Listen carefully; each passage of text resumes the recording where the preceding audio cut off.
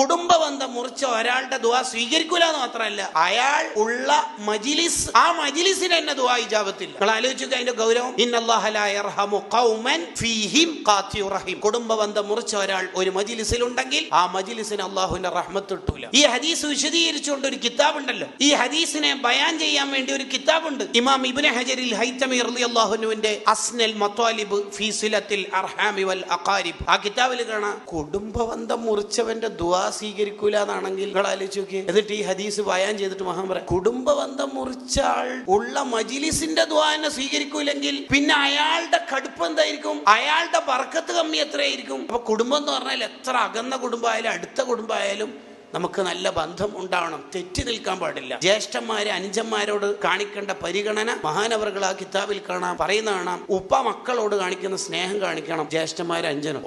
പുതിയ കട തുടങ്ങുന്നു വിചാരിച്ചിട്ട് ഞാൻ സഹായിക്കണമെന്നുണ്ടാകുന്നു, അങ്ങനല്ല. ഇളയമ മൂത്തന്മാരോട് ഉമ്മാന്റെ പരിഗണന കൊടുക്കണം. അൽ ഖാലത്തു ബിമൻസിലത്തിൽ ഉമ്മി സയ്യിദുനാ റസൂലുള്ളാഹി സ്വല്ലല്ലാഹു അലൈഹി വസല്ലം. അൽ ഖാലത്തു ബിമൻസിലത്തിൽ ഉമ്മി. മൂത്തമ്മ ഇളയമ്മമാരോട് നല്ല പരിഗണന ഉണ്ടാവണം. മൂത്താപ്പമാർ ഇളയപ്പമാർ അഥവാ ഉപ്പന്റെ ജ്യേഷ്ഠൻ അനുജൻ അവരോട് ഉപ്പക്ക് കൊടുക്കുന്ന പരിഗണന